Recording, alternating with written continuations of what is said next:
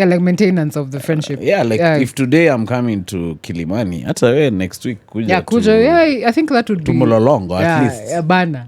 I think that it would be appreciated to do that for your friends. Iskakuwa timu moja ndio wanasafa to keep the friendship going. Alafu saa ingine pia unajua tu ni small talk. Kusema hey, let's meet up. Kama ni small talk tu ya kujaza the time. No, and they don't intend to meet.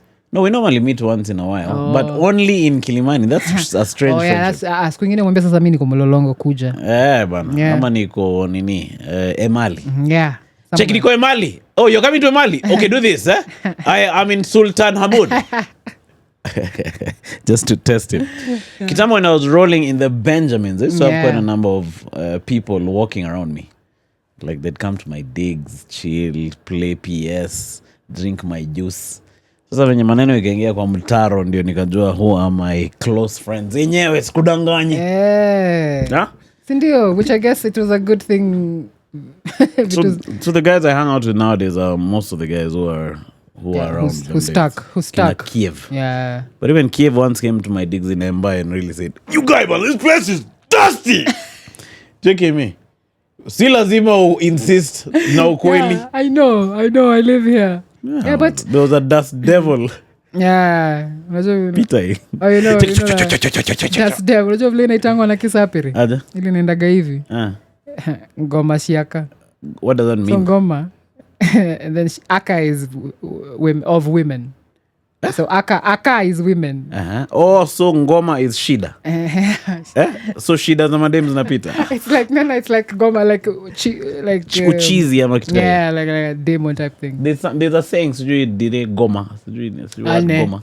So goma can be na goma can just be like the devil or umechizi or but that means you ni misogyny and toxic masculinity. Toxic masculinity. For real. Nataka tigoma siaka. Hebu nisaidie hiyo power bank. Nimesema bawa. Bawa bank. Na ni bombas. Kuja napo. Wewe maze, so unacheki. So unasema mabeste wako sasa ni kina nani? Kwa simu yetu imezimika. Aya. Kweli? Uzuri kwa tulikuwa tumefika wapi na story yetu maze? Hata sijui. Hii pod ya leo mbona iko na mazinga omwe? Kitokeza kufanya tu for 1 hour will be good. So nilikuwa nakuuliza about mabeste yako manzejo. Mabeste. Mabeste yako sasa ni sisi. Imagine sana ni nyinyi. Ndio tumechukua squad ya mabeste. Ingawaje I've not really been, I'm very, when people say they're introverted, me, I actually, hata familia yangu stakagi radao matai. In the you sense, look like you can live on a but just big by myself. Farm solo. Yes, I can do that. With your not ngondus, because I'd have to take care of them. But some other life form would be nice. But I don't know if that's a weird thing or even tundo nimekuja kuwa. I prefer to just... Were you an introvert as a toy? Yeah, I was a very quiet, introverted kid. Did you have a best buddy? Sorry, I'm trying to look for a comfortable... For you? Yeah. Do it. Hata mimi nilikuwa nimeadjust hivi juu. To see camera and talk at the same time. I'm behaving like a pregnant chick. Wow. If you only knew. Do they behave like this? No, they do not. This is better. Check it.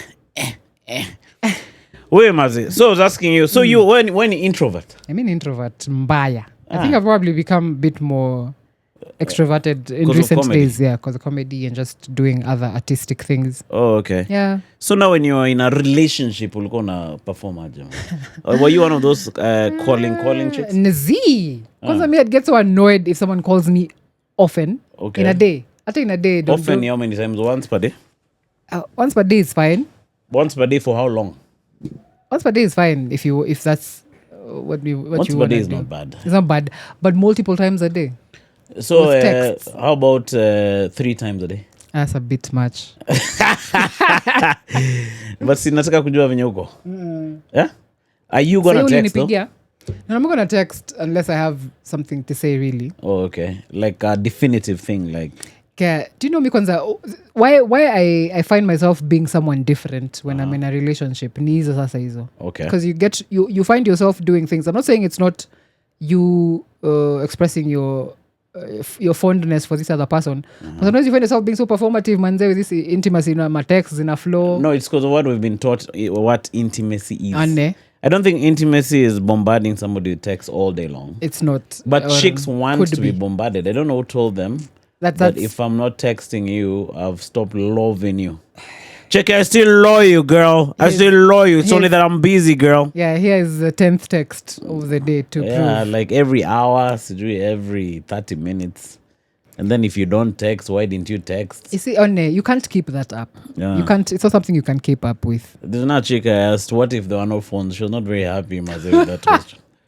I can imagine. She's like, you better send... What if there were no phones? Check it. She's What? like, Checky, you send me a smoke signal or something. But I don't know. I think you can... Because you're also busy trying to do things.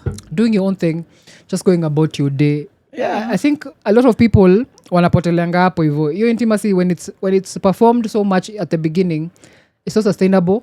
Kumaanisha vile za mnaendelea kuishi, some things are gonna fall off and you'll feel, mse nikaa kwa nanipenda. But in essence, he was doing things he couldn't sustain. So you're not into this initial love bomb like situation. Yeah, which I understand is usually the way to go. Because everything is new. It's new, it's fresh. So you breathe yako wote while your heart beats. Roho inapigia hapo. I understand how it could happen, but I think the older you get, the more you know you can see these signs. It's because you've been there and done that. Huh? True that.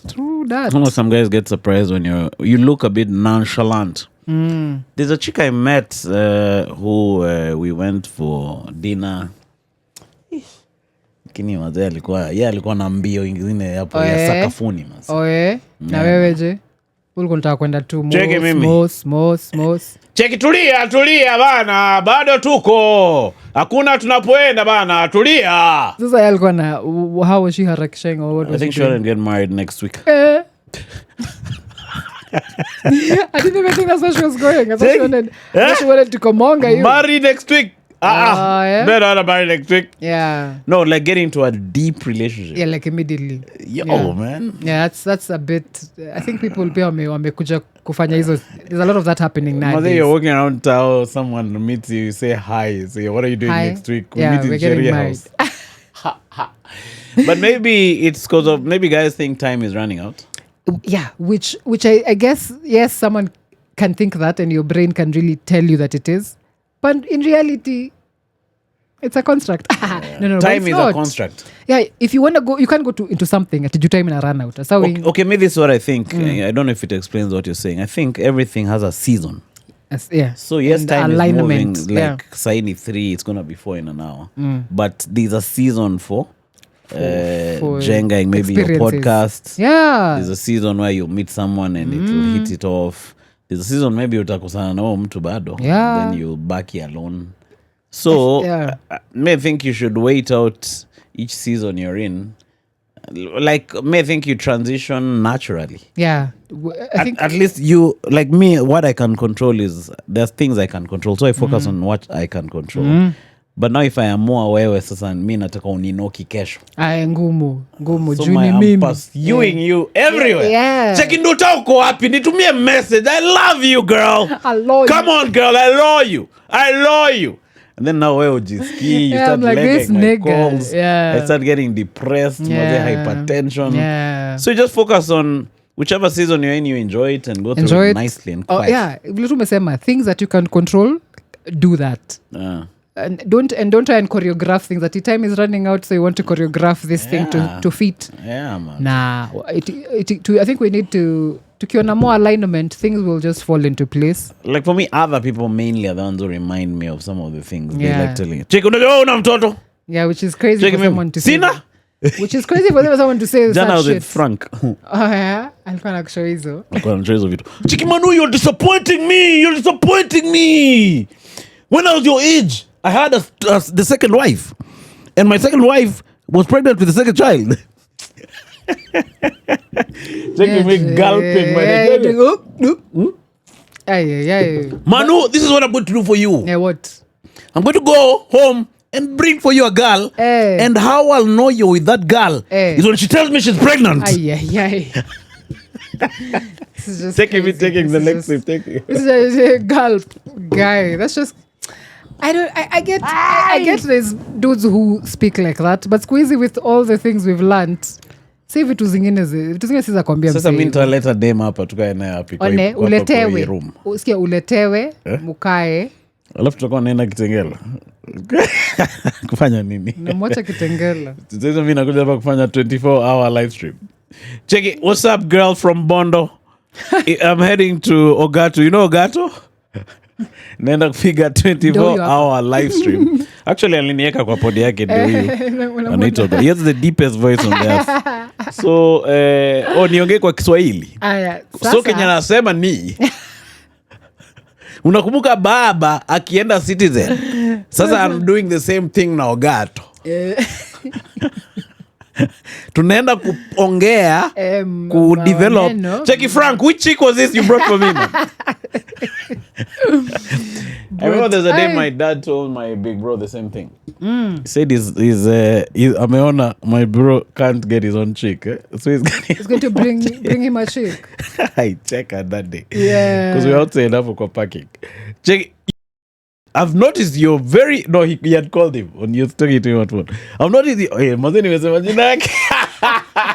Iko tu sawa. We didn't edit, bro. Check, I've noticed you're very slack. What I'm going to do, I'm going to get for you a woman now. But you see, my brother that time was struggling with his own things. His maneno haikuwa imeingia kwa barabara. Yeah, so he's just dealing with other things in his life. Like, sasa utaleta mtu kukujoin kwa the struggle. Yeah, I think a lot of people put a lot of importance to heterosexual relations. Too much, I think. Yeah, too much. Because there are many other things we need to do. Kwanza interpersonal. Unajua your own relationship with yourself. True. Yeah. Yeah, because if you are tops, you're able to relate better with other people. Yeah. But... Because most guys, you bring in someone, or rather you hook up with someone, and then your own character has some serious flaws. Yeah, you're coming to sumbua someone else. Yeah. Maybe you're still kumongaing mummies at night at 2 a.m. Yeah? If you want to kumonga, stay single. Yeah, if you want to be out here doing... multiple partners. Yeah, if you want to have multiple partners, just be single. Don't sumbua someone. Yeah. So mazi. So Frank nitaonesha picha ode mwenye hajanionyesha picha bado. Anakutumia. Takuwa menyoa box. Mazi, he'll send the picture shortly, mazi. Wewe bana, your pod yet your live stream, I'm still unleashing it pole pole. Yeah, nimecheki. Inanibamba. But mimi nataka kumalizana nayo kitu, mazi. Ni vile dragon for a bit. So wewe endelea tu kuzitoa hizo za mwisho pole pole, wase wataziona whenever. Yeah, guys can choose what they want to watch. Yeah, choose what you want to watch. The problem of unleashing a lot of content is sometimes you look at the views. Yeah. Like, hii view iko chini, alafu discourage. Yeah, true.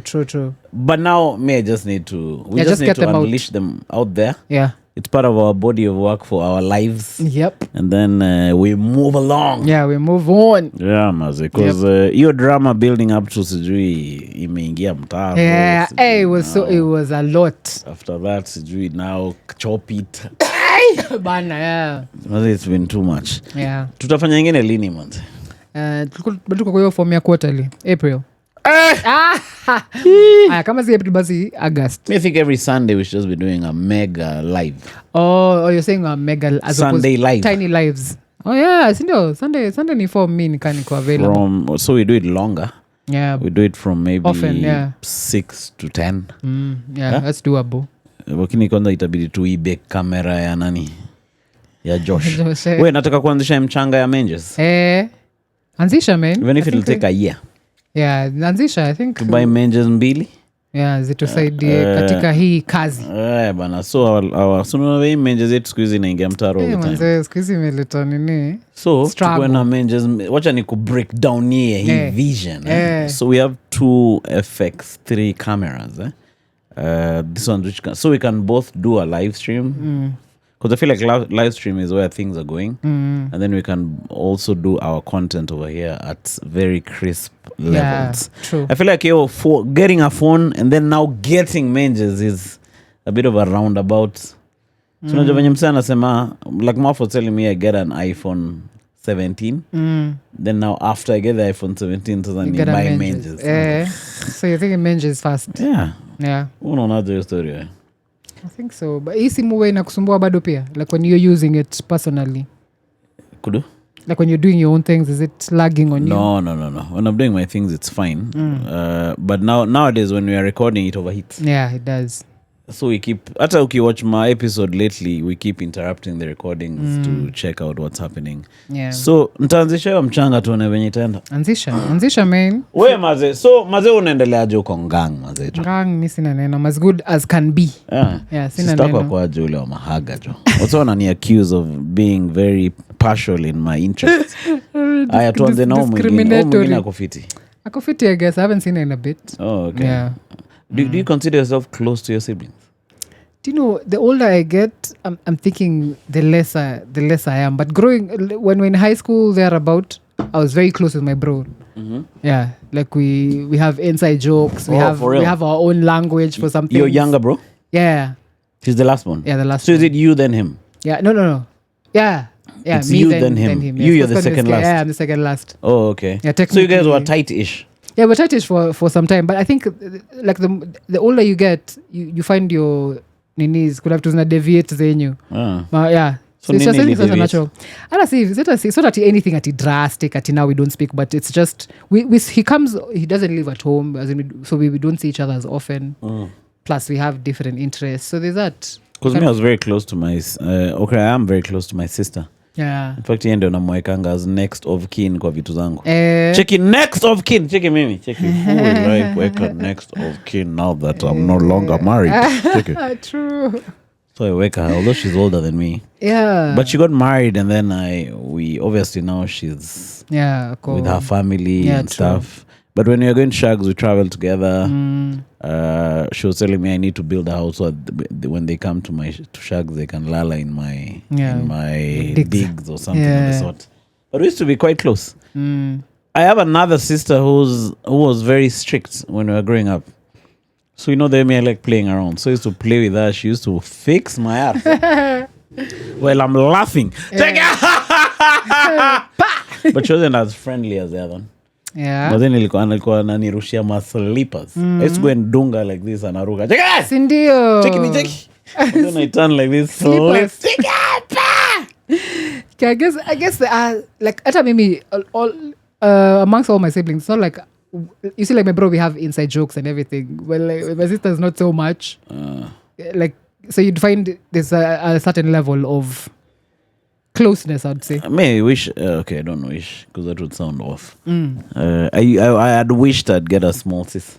Oh yeah? I think we'd be tight with her, man. Very probably. Yeah, a smaller I think probably. Yeah, man. Yeah. Did you used to feel like my sister say I was like her toy, like she's always take care of me? Yeah. Was it the same with your brother? Nah, because we're only 2 years apart. Oh, okay. Yeah. So do you remember when he was born? No, but my mom tells me all the time, Ati, because she'd gone away for like a week to give birth to him.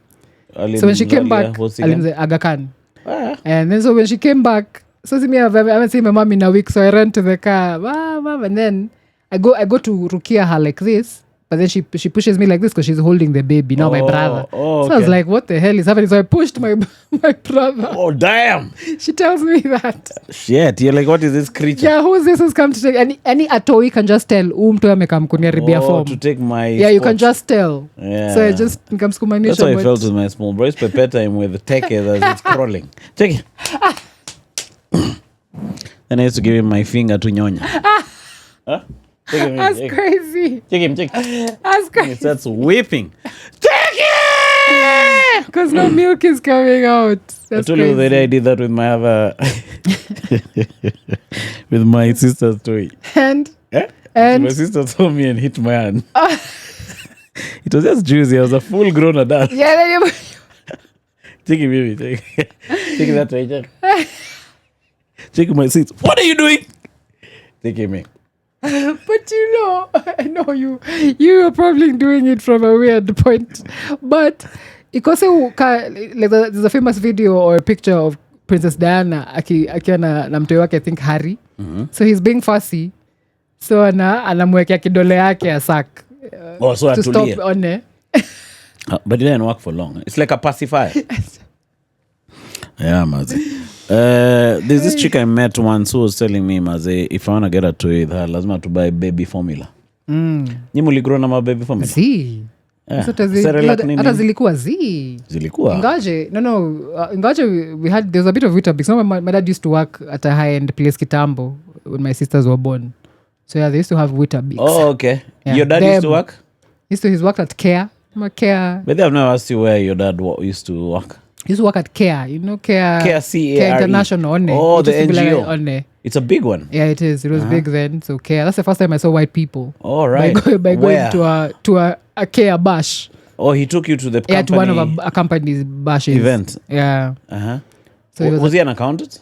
Yeah, I think he was still an accountant then. Still? Yeah, I think he was still doing being an accountant for them. Okay. Care, he's been at, there's another one, Save the Children for a bit. And then he went now, Hako. You remember Hako Industries? Yeah, Chris Karubi. Yeah, Chris Karubi. So he was at Hako also. Before he retired. And then he went to, it was called Casa. Before he became, nyumba ya Golden inakuanga hapo hivyo Valley Road. It used to be Kenya Anti-Corruption Kitambo Authority. Now I don't know it's called what exactly, but it used to be Casa Kitambo. It's a weird building. Yeah, weird with gold plating or whatever. Yeah, so he used to be there at Casa. So what the heck is Casa? See, Kenya Anti-Corruption Authority. Alikuwa anti-corruption? Yeah, but I think he was still doing just an accountant. As an accountant. So he wasn't he was accounting what guys have corrupted. Cheki haya, kuna file ya jamaa anaitwa William. Yake ngapi? Uncountable. But then after that, now there was retrenchments and he was retrenched. So now and then by then he was close to retirement. So how old was he then? Okay, retrenched you? I can't even remember, but as you can come, I think he was still maybe 60 or something. I don't know. But yeah. So where were you guys living?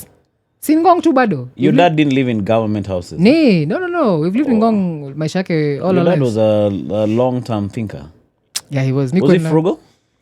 Kind of, but not really. Bado he was sipping that thing. Kwani alikuwa na sip yake yote? Alikuwa na sip kiasi yake proper.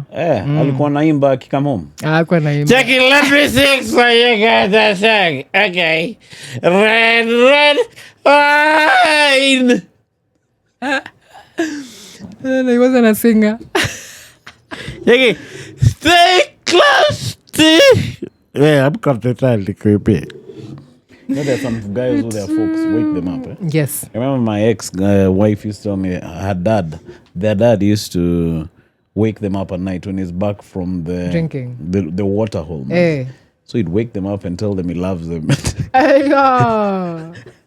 Take it, do you know I love you? Take it, I love you, my daughters.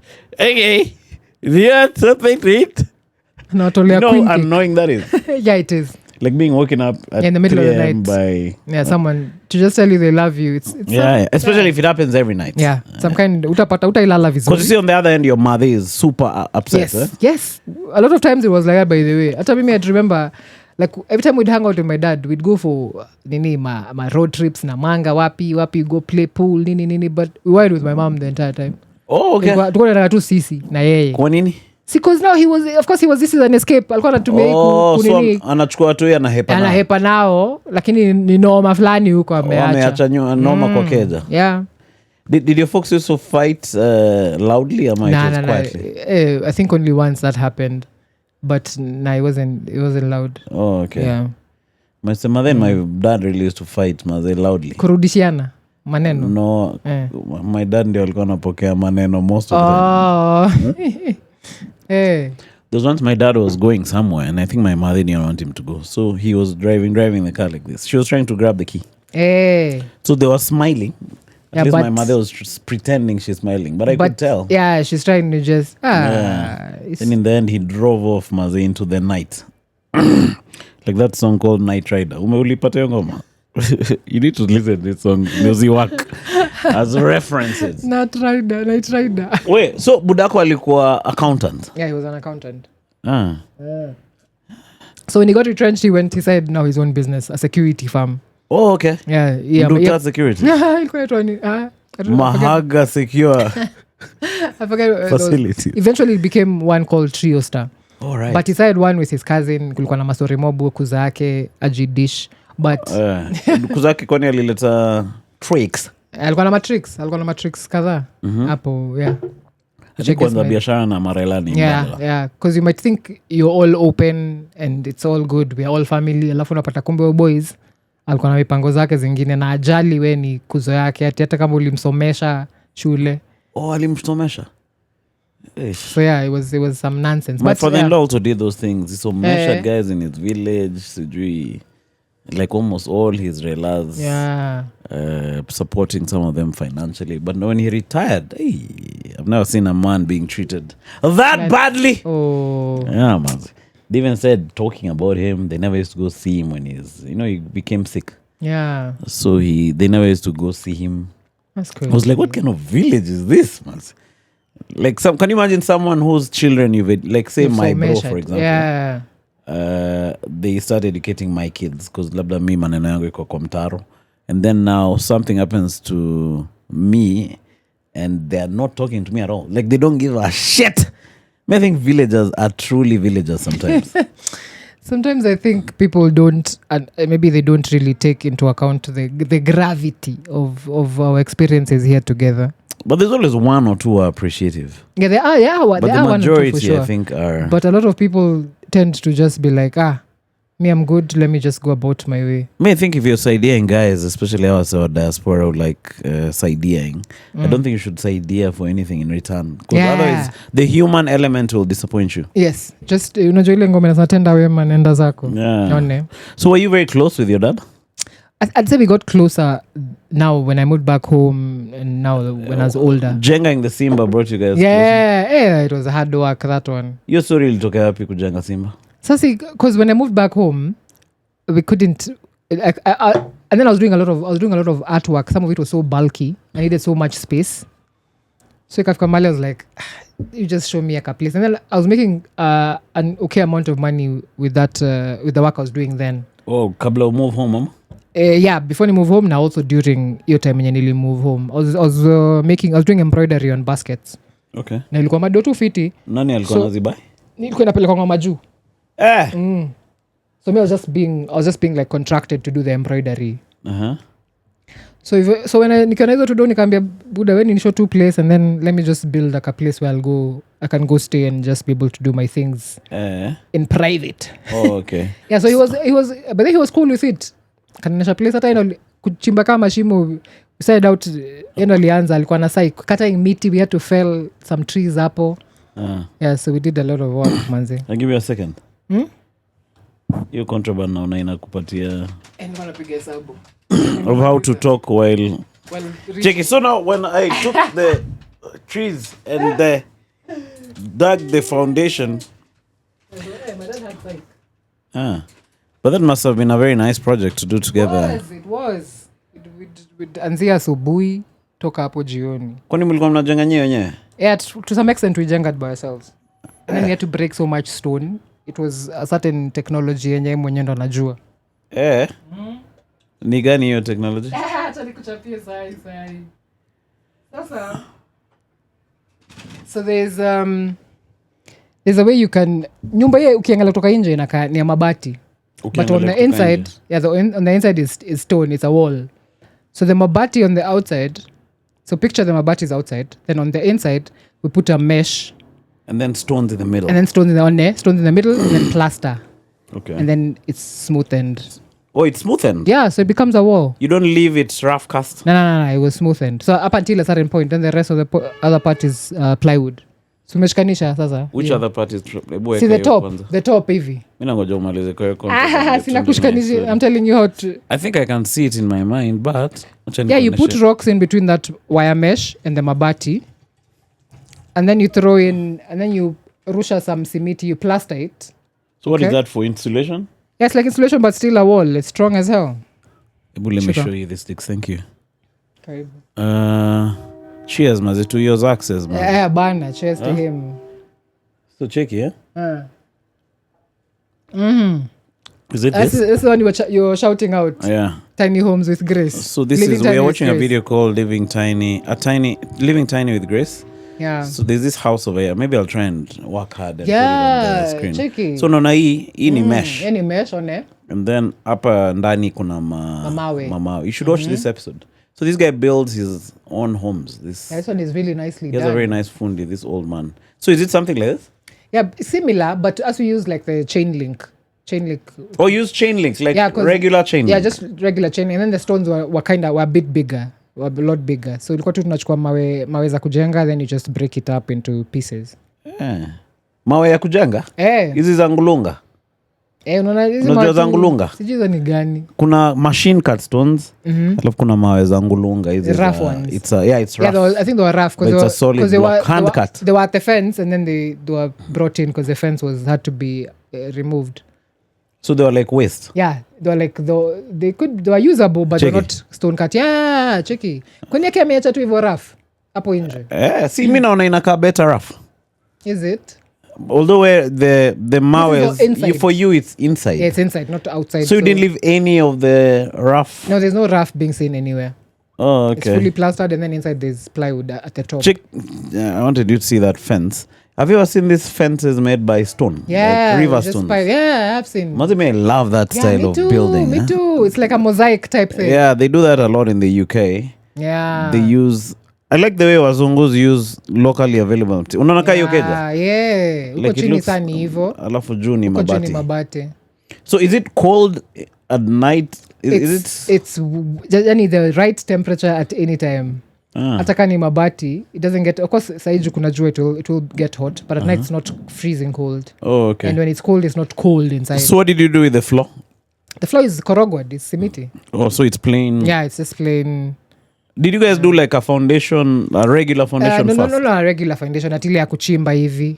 Kwani kwenye si black cotton? Ni reddish, ni red. Okay. We didn't chimba a foundation. That slab is pretty much ekelewa on top. But so we had a frame. No, it hasn't cracked yet. But there was a frame set out at first. So that's where it sits on. And we did dig pillars at every couple of feet. Were you using wooden? Wooden. It was wooden to begin with. Oh, okay. Yeah. So how long did that project take? It wasn't too long. A couple of months, I'd say. So when ulikuwa na finance fully ama budako pia alikuwa na come through? Ni mimi. Uli-finance kivyako? You guy! Sikujua vitu Wanda mazee una reject my boys hapo nje. Check it. Hi, I love you. Check it, uko na nyumba? Check it sina. Unajua mbao ni pesa ngapi? Unajua mabati ni pesa ngapi? Check unajua kufeel nini chain link na mamawe? Do you know? Check it, I don't know. Yeah, it was a lot of work, man. Yeah, but it was dope. Me, I enjoyed it very much. At least I get kuhang na budangu. Do you feel like you knew him a little more? Yes. During that time? Kwanza even in just moving back home, mina shukuru Mungu nili move back home because I got to hang out with my parents. I got to see them as people. Yani, for however long it is, it has been nice to be there, me, I think. Kwanza the older you get, because umegro bila wao, because me I grew up in boarding school. Oh. And then now after high school ndo ushaenda. After uni ndo uko uni tena you're far away from them. So you barely even interact as people. So I'm grateful nilipata ku-interact now. Me, I'm grateful I was there to take care of my mom. Sindio? Because I used to hang out with her daily. Okay, it wasn't a hangout. Yeah, but like we're going to OC. So they drive to hospital, they drive back home. I feel like really, in fact, even when she died, I was just like, because I could see the deterioration. So even when she died, I was just like, wacha she 2 years. Because sasa amepitia yake yote. But I was happy to have those years. Yeah. Because I could think my bro didn't have time. Yeah. Easy my employments na kuanga. But then inaweza kutoa, which is again, it's understandable. But zingine it can really make you think, what? Like I know some lady whose dad died and she didn't come, man. I think need job. Imagine, that's so sad. A couple of years ago, they also died. They didn't come. So I really wonder about that. I don't know what that does to you over the years. Know. Even I don't know what that would do to me or anyone. Because they live abroad. Yeah. So hesabu ya abroad ikakuwa ngumu. Sijui kani hesabu ya abroad. See, kuna boy wetu, there's a friend of mine whose dad died. So unakumbuka nilikuwa nimeenda Ocha juzi. Yeah. So this friend of mine anaitwa Joe. I was telling the story on the other episode. So Joe's dad died, but Joe we met on a WhatsApp group. You know the way you have age mates, then we sort of formed a group of guys of the same age after high school. In fact, him is older than me by a couple of years. So it was called Adams. It is called Adams, that group. Why? So me, Because Kevman, Adam's family. not Mi his. nilipata hivyo. Oh. Haina mademu. So mi nilipata hivyo. Kevman, another guy called Sash, and a few other guys. So we used to chat quite a bit on that group. Obviously, we were younger them days. And then now 2018 happened, and then my dad died. So now the funeral is going on.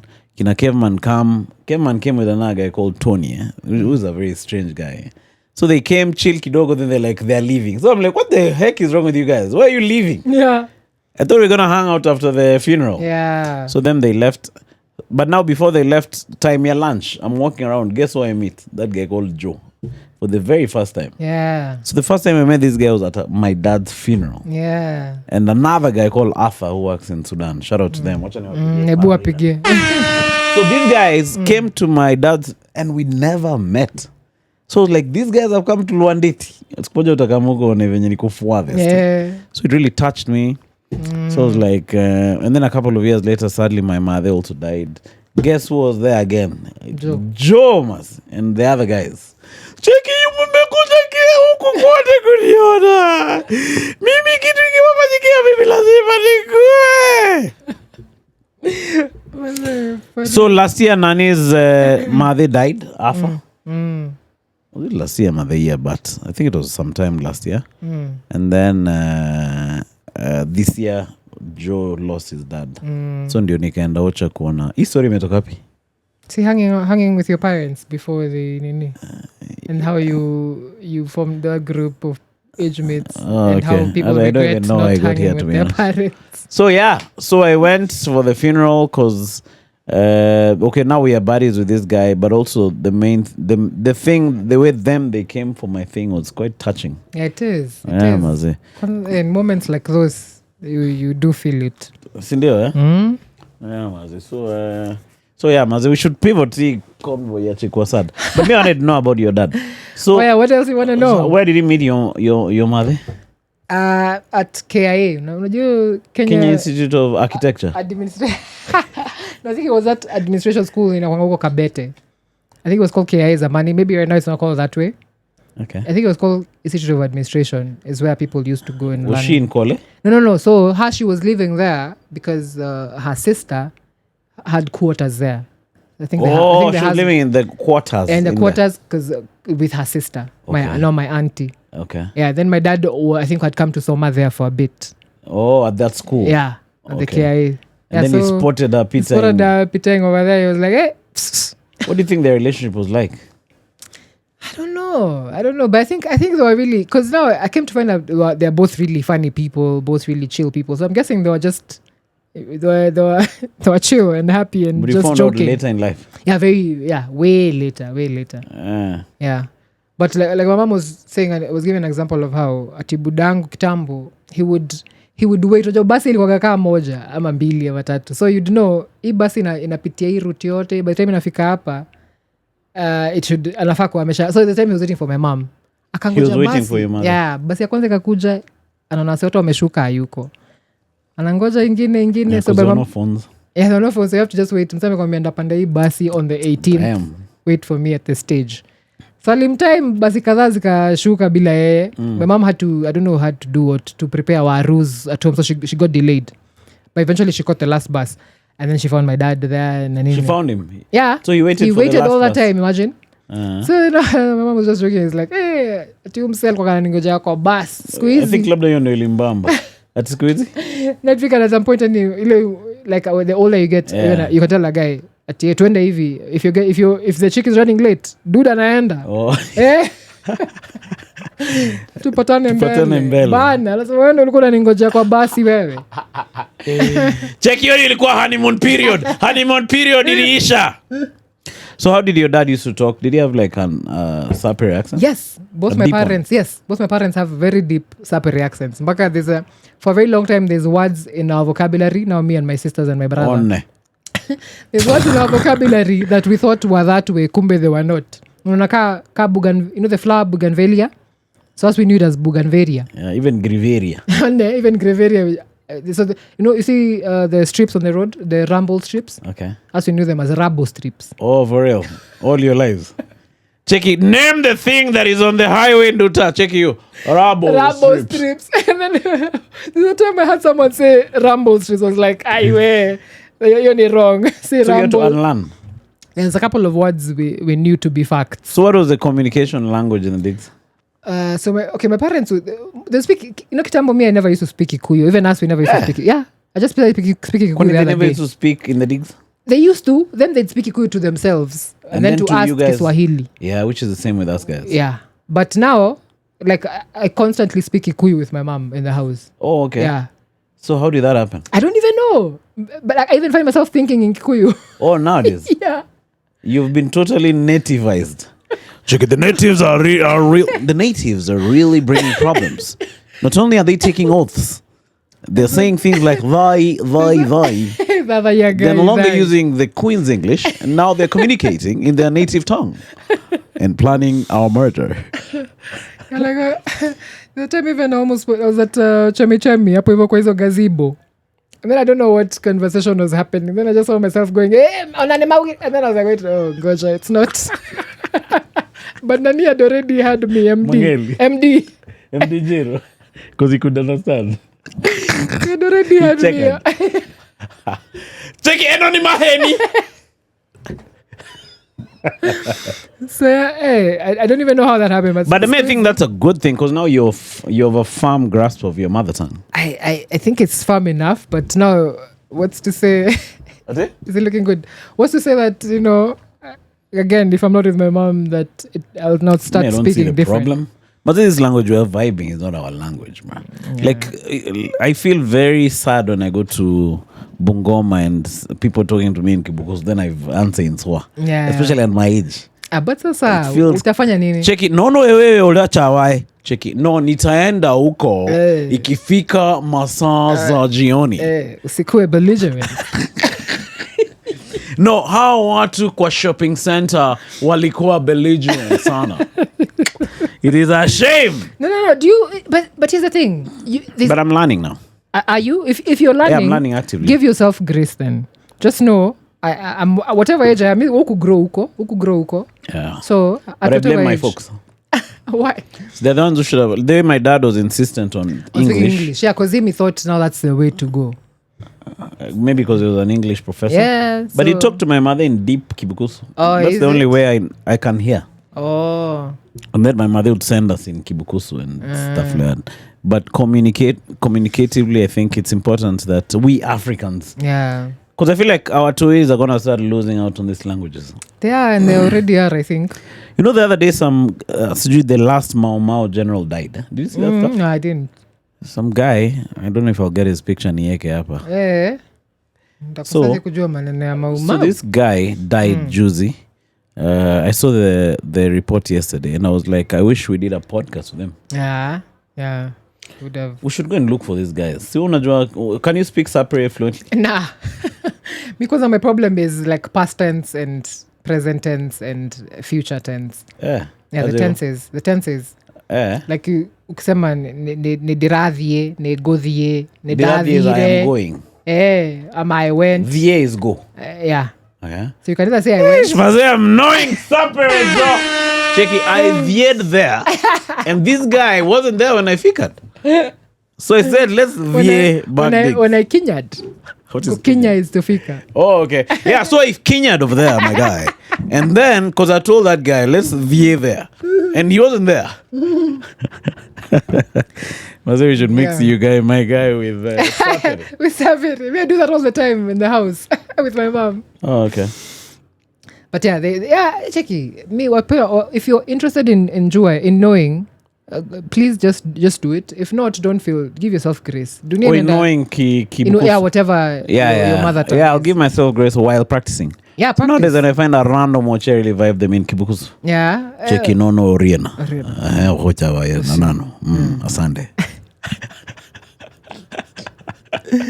Yeah, Mazi. So this, I feel like there's a lot of. I'm very interested in colonial history, and I feel like there's a lot of colonial history in this guys Mau. That's why I really enjoyed our podcast with SK Mashar. SK. Yeah, SK. SK Mashar. Taking the audience. Wait, yo, nini episode ya SK Mashar kwani kwa members. SK Kinuthia. Kinuthia SK. What does he call himself? Kinuthia SK. What is SK?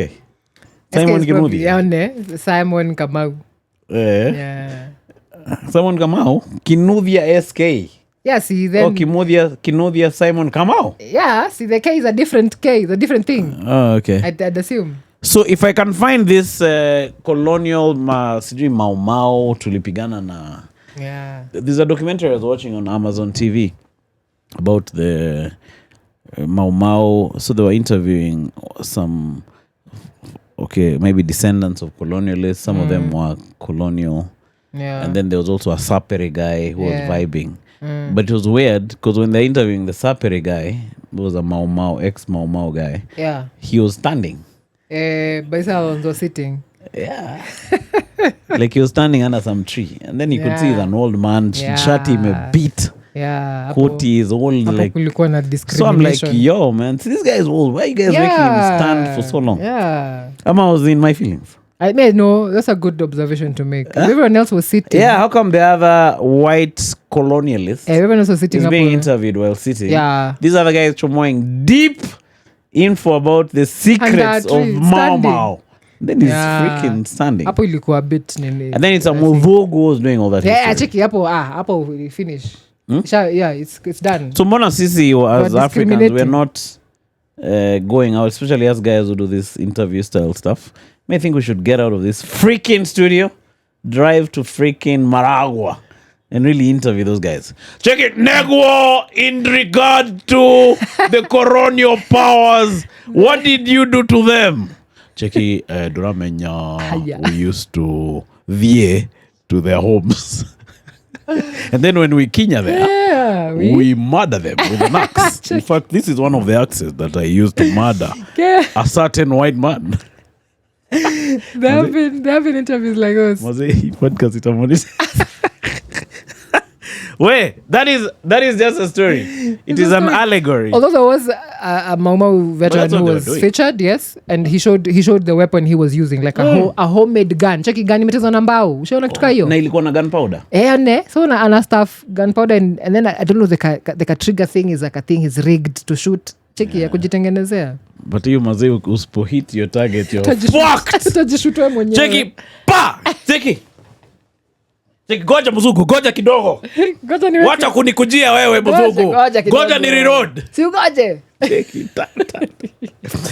But you know those guys really struck fear into those in the wazungus, yes. Yeah. Yes, they did. Because those guys are in their homes. First of all, you don't know if your staff member is also one of them, a collaborator with the Mau Mau. True that. So, and then you're living in these isolated ranches. So at night, anyone, like any minute, somebody can, you can get it. True. Hey. But them they're also very bold to come and so they were teaching even chicks to like shoot. Yeah. Check it. When the Mau Mau character comes to you in this direction, aim your gun towards him and shoot 4 times. Pa. Check it, the Mau Mau guy. But also there was a lot of, after that Mau Mau uprising, there was also a lot of like they also killed a lot of locals. There are people that were. I talk about collaborators. Is it collaborators? Not collaborators. You see, somebody can just look at you and say you're a collaborator. Check it. Check it out, collaborator. Inaweza kuwa ni check you. Collaborate. Bwana wako ndio collaborator lakini si wewe. Si ndio? You're not interested in that history? It is very interesting history, I would say. But right now it seems it's a bit lost, or what is there is just what made it. What made it to the... What made it... You must move the wrong hand. Check it. Ati, you're saying? Check it, yeah. What you're saying? What saying? I was asking if you're interested in that history. Yes, saying. It is very interesting history. I'd say it's. But it's all been documented by the white the one who won. Yeah, the one who won, or the ones who, even in the collaborators au Mangati wakisapere. What the heck is a Mangati? Ngatis. They used to be called Ngatis. What is a Ngati? Like the people who collaborated. Oh, walikuwa naitwa Mangati. The white people. Hey, Ngati. Ngati? Yeah, they're called Ngati. So Ngati is a collaborator? Yes, the ones who collaborated with the white people. Okay. Wao ndo wakapatiwa macheo. They even like the home guards. Wao ndo wanapewa maganza, ndo wana police wase wenzao. Okay. Wao ndio during after Uhuru watoi wao walisoma ama Uhuru wa Kenya. Uhuru wa Kenya. Watoi wao walisoma. Yeah. But hiyo mangati si bado inatumiwa saa hiyo shangi ya mangati. Hata ukiambiwa wewe ni ngati, wewe ni mtiaji. Yeah. Damn. It's from them. So ngati ni mtiaji mtu yako chini. Yeah, the people who collaborated with the white people to harass their fellow. But ama collaborators bado wako inadi. Wako, si what am I? In fact, ndio wana control. Yeah, but because the kids got to soma, watu wa maumau hawakusoma. Because still hiding. Wao ndo walipata kani mashamba, wao ndo walipatiwa ma rewards na wazungu kwa so mashamba manini. Kina michuki. Na mimi sina chuki. Mtu wa maumau hakupata hata shamba manini. So the lineage ikakuwa kutoka hapo. Mbadala. Yeah. I think lineage yao ni yao msee mwenye alikuwa chini ya mti na shati imebita. Sindo? Yeah. Check it. Duramenya the colonial history viewed there and when we kinyad they killed us. Ushaona kwanza ile the Larry massacre. Ushasikia kitu hiyo? Yeah, nishasikia. Tell me about it though. I don't know too much about it. I was just reading about it in passing. But it was a homestead of one of the, I want to say a chief who was known to be a collaborator. So iko siku wasa walimwamulia. Ulo chief? Hiyo siku. Si Waruhi though. So no senior chief Waruhi mwenye alipigwa. But that's another chief, So they went kwa homestead yake hiyo siku wakachoma kila kitu mpaka ng'ombe mpaka kila mtu mama watoto mang'ombe na mambuzi. Damn. Everybody got it in that homestead hata mawaka. They even commonga the sheep which are remaining. Cheki, ni collaborating sheep, cheki. Back then and then after you bust a nut you kill it. Wase bado wako wameanza kumonga. Walikuwa kumonga. I think guys have been commonga sheep since time immemorial. Yeah, but that's crazy. So they feared the whole they feared that whole homestead. Chiefs. Okay. Yeah. I wonder what's the name of that chief. Yeah, I forget. Mwone imenitoka. Is it in? So that's in Larry. Yeah, in Larry. Larry is towards Nax. Like Limuru there, I want to say. Yeah, but in that So direction. what happened next? So is that the massacre? Yes. It's not the colonials came and massacred. And massacred people. Yeah. Wait, let me see. Am I quoting them? To verify hapa kwa to verify with facts. Check is your phone nearby. No, your phone is not. You can check over there. Let's check hapa kwa hii screen. Kata maybe I could be talking out my masses. Ipo dietu itakuwa na 100,000 views. Tutatoka hapo hivyo by the caption yetu isemeni. Unaona vile tunaongea serious na unapenda kuhepa hii nini? Na edutainment. Bana. So wase the rari. Yeah, this is Madowo Wayaki Wahinga. Oh, that's the name of the chief? Okay, this is too big. Accept. Oh, no. Also, these are the people who were called. I'll read about it tonight. Mazime upenda hizi story Nduta, Yeah. I think I was supposed to be a historian or something. Yeah? Especially manene colonialist. Check you say, on the night of the 26th of March, 1953, in the Larry location of Kiambu district, about 30 miles from Nairobi, there took place a series of murders which shocked the whole colony of Kenya.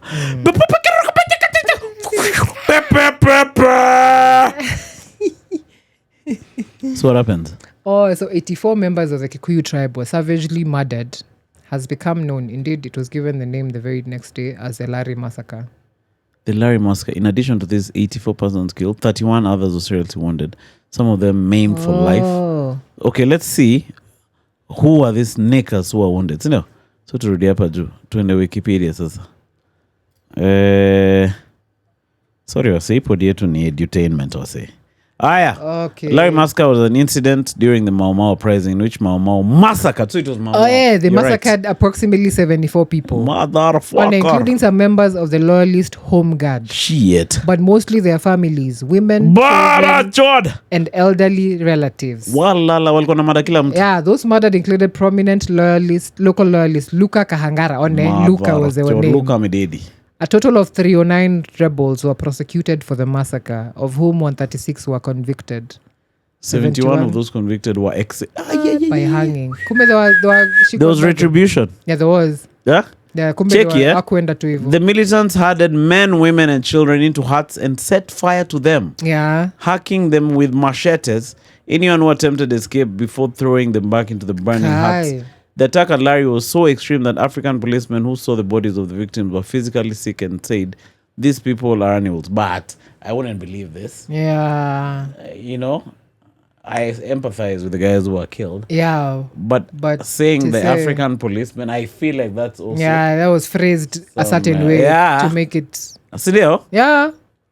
If I see one now, I shall shoot with the greatest eagerness. That's crazy. So they're saying the African policemen are saying that. Yeah, Tione, they got physically sick by seeing what these Mau people did. Oh, niga hiyo ni propaganda. Hiyo imepikwa hiyo. Ati greatest. Ati saa Mwafrika kasema, so those white niggas are not worried doing bad things? They were. They hung 74 of these niggas. They were. I'm sure they didn't do a check to see who was involved. First of all, this is, I think, even barely a drop. If anything, our Bakoloni, they put the Kikuyus in places called Geshagis, like a village. So in this village, you dig a moat for yourself. You dig a kimtaro around the village yourselves. A deep mtaro. And that mtaro is put spikes, mitikama hivi. You can't escape that Geshagi. The posts are inside the water? Yeah, inside the mtaro. No, it doesn't have water. It's mtaro it's just a mtaro with posts spikes. Like this. Only with spikes so like if you jump in, you're dead? Yeah, you're dead. So that Geshagi is your confinement pretty much. Oh, for real? The only time you live there is when you go lima some places in the forest, then come back in. Yes. My dad used to be in a Geshagi somewhere, Kitambo. My dad was born in 44. Githurai? In 54, rather. Oh, okay. No.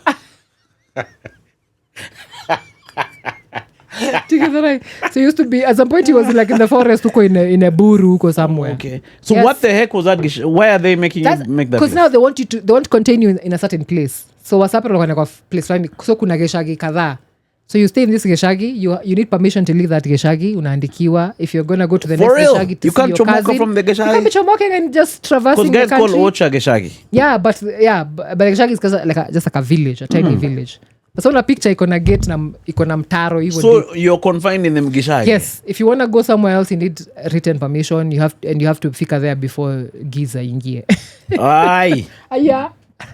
Na unatembea. Mose, that is fucked. Yeah. So the only time you're leaving that Geshagi is to go Lima. Somewhere hapo penye mmekewa. If you're going to Lima, mami. Where? Inside the Geshagi. Chiki tukutane pare karibu na hizo spikes. But that is crazy. Yep. Huh? Yep. Yeah. So scare this part. I think I've read it before. At the African policemen, you can find this thing on Wikipedia, people. Yeah. African policemen who saw the bodies of the victims were physically sick and said, these people are animals.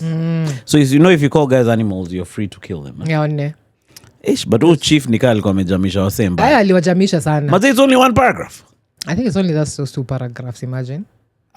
I think there's more written elsewhere.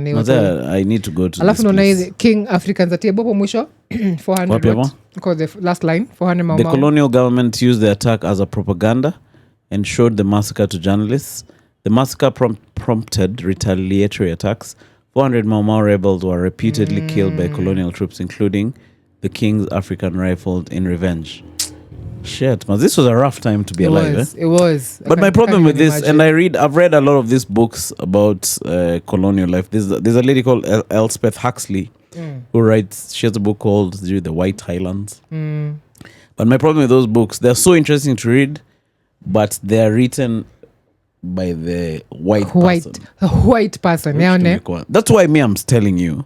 If we live our life and we have these microphones and we die without getting our own stories out by talking to these guys, because us guys are majorly oral history people, I think. True. And then also converting those things. Like I was telling SK, you convert those stories into even written material. Our toys will just be reading this shit. Yeah. That the white person. The white man!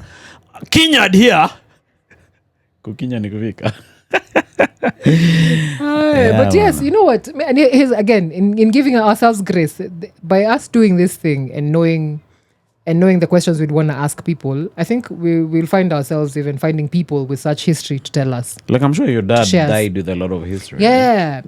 There's someone I saw it on SNL where they were saying how our parents are the link to the past and a treasure trove of stories, which is true.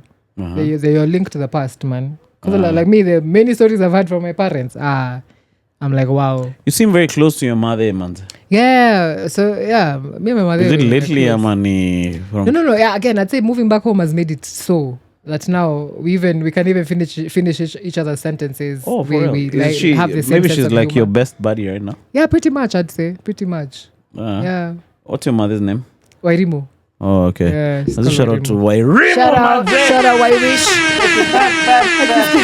You usually call your mom by her name. I don't know. That's a genius. Yeah. May I call my mother, Mommy. Oh, yeah, I used to call her. Even me, I call my mom, Mommy, Mom. Yeah, But sometimes if I'm just messing, because me, I'm named after her mom.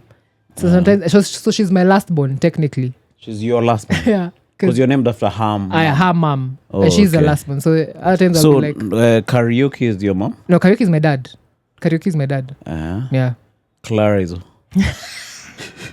Don't know. Clara is that cow on Nini, on Jack and the Beanstalk. So how are you named after your mom? When Goja, Sasi, someone picks their own name. You know, I picked my own name. I looked in the dictionary and everything. Yeah. Because you're Catholic. Yeah, so you had to pick a saint's name. Cheki sasa tutafute jina yenye umechagua. Cheki. Clara. Cheki kula mwili ya Yesu. Cheki. Amina. Cheki. So which is your mom's name then? Your grandma's? Nduta. Oh, okay. Yeah. Is Nduta a cow name? No. It's Kikuyu and cow. There's cows called Nduta. There's Kikuyus called Nduta. Me, when I met you, nilikuwa najua ni mkamba mrefu ya get. Cheki na dem fulani comedian mrefu mkamba. Anomaly. No, do you know me? Even Kitambo, I never knew there was a cow Nduta. Until now recently, when people are like, are you cow? I'm like, nah, there's a cow Nduta. Oh, okay. Yeah. Alrighty. Leo mazeni me dig in for out of you. Cheki haya, tuende kazi. Cheki arra. Cheki Nduta karaoke Clara. Okay. Arra. Gishagi. Cheki vile. Was it today? Yeah, we've known who the heck thou art. Yeah, bana. Wait, let's close it up. Shout out to you for coming through. Shout out. Wait, tupega hizi matupi. Haina noma tupige. Unaona wewe tumepiga ma stories zenye basha tange relate. Fuck that nigga. Crickets. GSC age mate. Fuck him in the Sandwich Podcast and Nyamita specifically. No, shout out to the Sandwich. Shout out Sandwich. Guys, I find Tony Gibbs is very consistent. I think he's the machine behind the podcast. Nyamita is the stories. Owen is just another nigga. Check your vibes. Uliona hiyo impression ya Owen ya Mangeli. Ilinimaliza. Cheki mimi naitwa Owen. Wasio niita dawa ya madem. But then we should have Owen here. Yeah, sure thing. But we don't know him. I don't know him other than knowing how his face looks like. Shout out to Owen, man. Shout out. So yeah, let's close up. Naenda job. Pole, I was saying to make a podcast. Noma sana. Any quickie. But I'll still convince Nduta kuja tupige hizi two peas in a pod. Tuongee hizi stories za Larry Musk. Hii story ya Larry Musk, unaona nimepata hata ka document. Oh, yeah, true. The story of an African massacre. Nduta situende nini tu, even if it's even starting a different channel, where we just histories of the hanged. Yeah. Then we go to Sapereland, then we look for these guys, man. So we just go with a Sapere fluent person. Yeah. And then we document these things. Wako. Yeah, it's very doable. Tusiache Kenyan historian hizi vitu. Check the thing about the Mau is what happened in Larry was amazing. You see. Larry was the place in, I think, Limuru. That's what Nduta said on the Kishangani podcast. Yeah, it's in the Kiambu district, by the way. Taking me by the time Kenyan historian is there. Yeah, I think a lot of stories can be told a bit different. So that you ikwe palatable. And then most of our audience are young niggas. Yeah, true. But I'm sure they know these things. They Check it, probably have Def of it. and Larry. Can you imagine how these guys planned this thing, Maz? They must have planned vizuri. But also they must have been very, like, for you to murder these guys like this. Yes. What do you think they were thinking? I think those guys were very ruthless in this sense. If you're not with us, now that's a mamau. If you're not with us and you're collaborating with this other nigga, then you're pretty He's not much even a nigga. Yeah, with these other white what's the people. word? Cracker. Yeah. Check him, collaboration, cracker, eh? I think that was too viewed painful. Yeah, it was viewed as the worst thing you could ever do. Because you're betraying your own. Yes, your own people, your own motherland, your own mother, pretty much. So wasa walikuwa na catch mbaya. But the sad part is these collaborators ndio bado wameshikilia separate. Na ni kweli they got the mimi sina chuki. Lakini Who else? Hata nani? Nani was a dio? Gachagua one. All of those people had that whole system are the ones who are look at Kenyatta. Kenyatta was more or less like a collaborator, in my opinion. Yeah, I think he was. I don't know what they told him in that place when they chumwad him from Kapenguri. But I think him and Mandela. I think they use the same playbook. Yeah, but Mandela didn't collab. Aye. Mandela 27 didn't do years enough, inside. But he didn't do enough. What was he gonna didn't do, push. man? Okay, I know. Spirit yake imeisha 27 years manze umefungiwa. He was a bit of a grandpa. Yeah. He didn't have many options. He's hard on there. I don't think he had I think he considered options. the black people getting the seat to be a step forward. Yeah, which is why he didn't even kalia there at it for too long. He did only one term. Yeah, and then he chomoka. Yeah. Freaking man. He was just like, as long as tumefika hapa acha sasa iendelee mbele. Check it, we are going to give the power to somebody else because we cannot hold on to power. One of the countries that have really terrorized the planet is the United States of America. Check it, guys. So I don't think he had enough. Yeah, he didn't have too many options. I think he thought of that as a win. Yeah. You know the way you get I a think small so. win. Yes. It was But they're still fucked, those guys. Sorry to say. but I guess Maze, when you go to the same, what to do now? The nice, juicy places are still owned by the white man. Yeah. The white man, when you travel across South Africa, owns big tracts of land all across South Africa. They own the De Beers, control all the mines that mine diamonds and gold, and all the money is going to the white man. I have a dream of a day when the black man will leave Soweto and control the resources of South Africa. That is why I'm going to get shot in the next 30 minutes. Oh, yeah. You see, I think the fact that the white guy got his foot in many things is why. President. Sorry. He got his foot in first in so many things. At your sake? The white man. I thought you were going somewhere. That's story. No, just finish. I'm just saying the fact that he got his foot in so many things that first is why he stays still controlling so many things still now. The white man. President, right? The white man, yeah. The white man is still controlling things because he had his foot in first, according to Nduta. Martin Luther King is going to be quoting you. Take it back, according to Nduta. We got to take it over from the white man. The white man. Wait, let's close it up for now for this 2 peas in a pod. Yep. I feel like we're getting our rhythm. Yeah, I think so. Sindio? Yeah. I think tukingana hii angle to host hata mawa. Angle theta. In fact, I think we ni angle tutaweka dem fulani hapo tute. Cheki wacha nikuweke angle theta.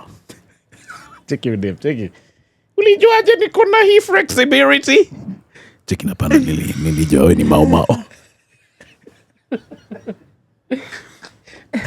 So on that angle theta note, see you guys on the next one. Cheers to you. See ya. Cheers. Waza. See you guys on the next one. Sato tuko pale Suave. I am Kitchen. performing. I don't even know what I'm doing on that night. Yeah, but I'll be at Suave performing. You can come through alongside the OGs, Dag Mutai, Darren Collins, Itaweza Sana. No. And then what else is happening? 21st of February, I'm doing new jokes at the Dopamine Bar. it's a limited sitting, so there are very few tickets. I think maybe 40, 50. So I'll be trying out a few new jokes and variations of old jokes, so you can come through there. We want to plug in. Come check us out for comedy things. Leo kuna open mic, kesho pia kuna show Suave. Kesho kuna nini? Kuzi inatoka kesho. Kesho kuna nini? There's gonna be this Suave fresh and week, new comics at Suave. This Suave Comedy Week. Oh yeah. So Suave Kitchen is doing a hard launch this week for the place. Yeah. They have been shows every day. Kumekuwa na Magic hata siku ingine. Magic unajua utakuja uone. Mimi mazee sijui mbona naogopa hizo vitu. Unaogopa? Lakini imagine utakuja uone. Cheki hiyo ni mapepo. Niliona msemo mwingine amehypnotize mbaya juu. Yes. Cheki me. Yeah. I cast this in the name of the Lord God. Father, protect me. Put a ring around me. No, you need to come see this dude though. Shout out to Muoka. What is that guy doing? Shout out Muoka. Alitufanyia makad trick. Bana, card trick sina shida. Lakini yo sleep right now. Sijui my name is in your unasahau jina yako. It's bouncing around. Why the heck is my name bouncing around? Check it says just for suggestion. The power of suggestion. Bash is really insisting on having that guy here. Yes. Check ni aje unaweza come kwa check. Yes. Imagine ushakam. Boys ni mfiti. Sitaki akuje atatoroka. Atakustusha. You know me, I'm a very superstitious I know, nigga. but he's chill. He's not... I have nothing with him. Si mazinga ombwe. It's just the power of suggestion. For real. Power of suggestion. Si mazinga ombwe. What are you suggesting? So just, unakaa ya kulala. It's just why can't he make Ruto forget who he is? Alafu sasa ache kutusumbua. He says you have to be willing to be open-minded. So if I'm unwilling, he can't. It might not work. My brain yes, he won't. Anaweza kuja if I'm unwilling. Yeah, you'll be. So utakama hapa basi. Yeah, mimi ndakuwa. Haya. Mazinga umwe in future. You guys keep enjoying the live stream episodes. Yeah. Whichever episode you like. No pressure. Yeah. You watch that one. Have fun with it. But we're just gonna have all the episodes there in honor of all the guests who came. Shout out to Suave Kitchen once again for giving us food on that day. Yinchi for sponsoring us. Shout out. Who else? Mwaf for giving us your best buddy. Mwaf. Shout out for giving us the power system. Josh for just coming to produce. Shout out to Josh. Raquel, shout out Raquel, man. Raquel did a very she didn't sleep. The money I've sent, I'm sure hata hajaniongelesha. I think anaona hiyo ni nonsense, but Maze Raquel, man, you are amazing. Yeah, you did. We're gonna grow together. Great. Yeah. It's just the bottom. This is the bottom up. Nyuma Mike. So Raquel, shout out to Mike One. Shout out Alita. Mike One was really fun in the comment section over there. Mike One najua ulitoka 7K lakini maze. So unajua venye kunaenda. Economy. Jack Alita woke up at freaking 4 a.m. Shout out Alita. 3:30. Yes, 3:30. He left his house in Waitavia, the home of thieves. Yeah, and hyenas. To come through. Last but not least, Nduta Karaoke, George Waweru, Bashir Halaiki. You guys really came through. Shout out you. Maze, you guys are the best. Hours kadhaa. Maze, you guys are sana. I need to do an appreciation for all of you guys. Maria Prud, Maze amekuwa a member of this podcast. Another brother, Maina Munene. Ooh, shout out Maina Munene. Comedy culture. Comedy culture. To the world. Comedy culture. The culture. Shout out Maina Stand Munene. Up for the culture. He was there all night long. Yeah, he was. All day and night, I guess. Yeah. And then all the guests from the comedians. There's somebody who told me he wants to do a live stream, but hana your network niko nayo. Can you imagine? Oh, yeah. Check, you can guess who it was. Check, you have the network of comedians, but I don't know anyone. So I don't know how I'll do my live stream. Ogato. Yeah. So the comedians made it easier. Yes. Like we covered the whole day. Yeah. Kabla maseleba wakuja wajaze the whole evening. Yeah. True. So shout out to them. Shout out. Anyone else I've got? No, Mama Naya! Hey, Mama Naya, shout out. Maybe she was keeping that place clean. Yeah, she did. Who else? I hope I haven't forgotten anyone. GK, that weird guy was just standing around. Shout out to you, bro. You made me really nervous. Because I don't know who the fuck you are! Succeeded. And you're just standing around there, man. What the heck was that? Who are you, bro? What was up with that? At least you can send my senses to the max. Nini heightened. Yeah, man. So see you guys on the next one. Remember to become a member from $1. $1. And you'll enjoy early access to this episode. But meanwhile, see you guys on the next one. See ya. What's up?